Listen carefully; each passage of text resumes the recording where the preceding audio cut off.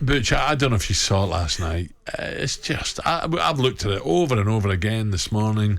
The replay, offside. I don't get it, me. I really don't. Was Harry Kane offside when the initial header was struck? I think they're saying he was, aren't they? Yeah. Because it doesn't matter if it comes off the defender. Because they're saying, I think the rule is if the defender, like in an effort trying to clear it, slices it to a striker who's in an offside position, then offside doesn't count because he could have had ample time and ability to clear that ball. But if it hits him, he has none of that. So therefore, if Harry Kane's in an offside position, he's offside.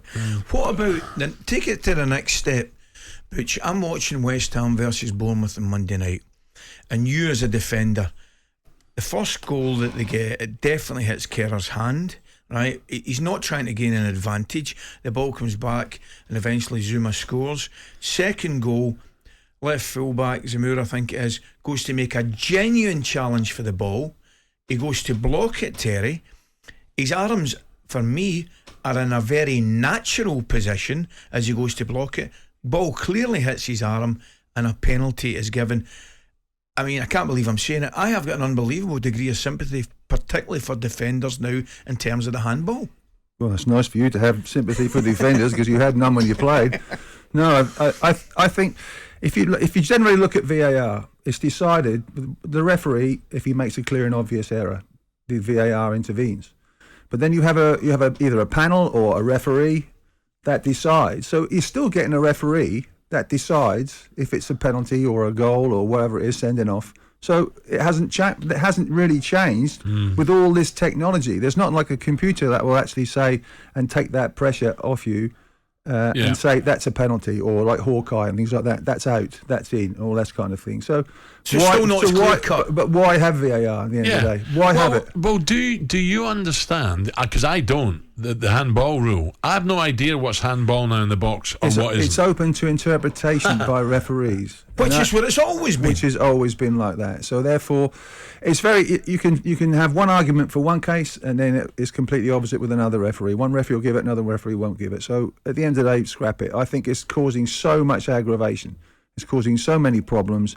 And for the crowd as well. Look, when you score a goal, you boys scored hatfuls of goals. You celebrated. Everybody celebrated with you. Yeah, right. Now it's called back after 2, 3, 4 minutes and saying that's not a goal because your fingernail was offside and all this sort of thing. You know, it's ridiculous. It takes the fun out of spectators because they want to celebrate. It takes the fun out of players because they want to celebrate. It ruins the occasion. Yeah.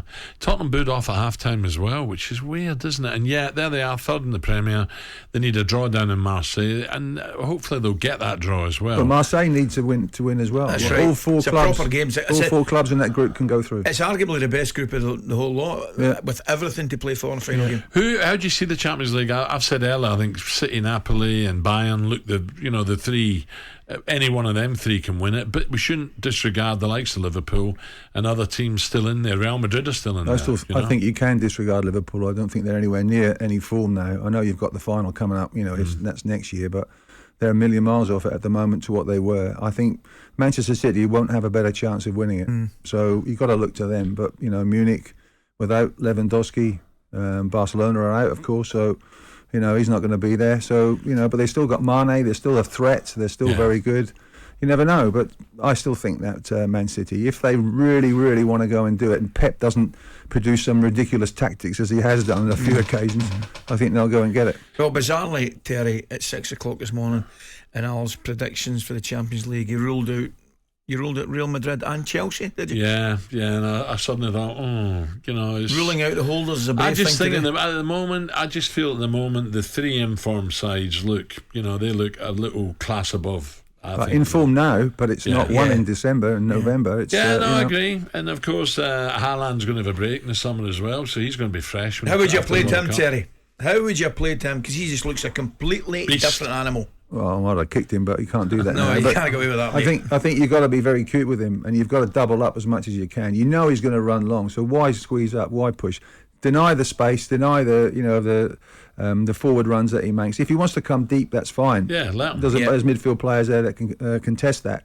But don't go too tight. If anything, if you want to go to Manchester City and say, well, we're going to take the game to Manchester City, you leave yourself wide open. So do what a lot of teams do: just sit back, say about 30 yards from goal, allow them to have the ball, try and catch them on the break if you can, but deny that space. You have to. If you deny Haaland space and deny him from scoring, you've got a good chance of beating him. But there's other really good players in that Man City team as well. In Europe, Terry, because we're going to talk England the second part, the Scottish teams really struggled, didn't they, in Europe? Not just Rangers, Celtic, Hearts got battered, Motherwell. You know, there's I'm sorry, but there's still a massive gulf there. Well, they're huge. You're talking millions of pounds of quality that you're able to buy, millions of pounds of a budget. You got no chance, really, at the end of the day. They do very well to get there and get the money and say, thanks very much, we want to try again to get there. You know, you lose 5 games out of 6, and there's a possibility you might lose 6 out of 6. You know, well, you know, it should be regarded as a little bit of a break, a little bit of a bonus if you do get something. But the main thing is the league. The main thing for Scottish clubs, the league, to get into Europe, to win the title. The cups are incidental; they're a little bonus, but you know the league is the main thing. But they haven't got the money. No, as simple as that. Van Bronckhorst, domestically, they have to beat Celtic at Ibrox in the new year. Yeah, have to. Yeah, or it's over. Yeah, they have to. I mean, you've got a Postecoglou's done really, really well. You know, I talked to him when I was in Australia back in 2006. 2007, as you know, we had a chat and talked about probably getting together. Then I got the bulletin. It never happened, but I liked him. I played against him. Yeah. Believe it or not. Did you? I played against him. Yeah. That was a heavyweight clash, then. Yeah, no, that was yes. Listen, you cannot go away from it. He's done a great job. He's done a great job. Oh yeah. And listen, he's team playing a way that the Celtic fans enjoy watching. He's got boys, particularly in wide areas, of a goal, whether it's Jota, Abada, Forrest has been scoring goals, and the big fella through the middle. Look, I think Celtic fans have been happy with the quality of football. He's gone Japanese, isn't he? Yeah. And the Japanese players, if you look at their league, and he knows that league, doesn't he? Yeah. Well, you look at that league. They're hard working. They're determined. They never give up. They're unbelievable, really, in terms of work ethic and spirit, and they can play a bit as well. talkSPORT Breakfast with Alan Brazil. Thursday and Friday morning, 6 till 10. On AM, on DAB, via the talkSPORT app and on your smart speaker. talkSPORT.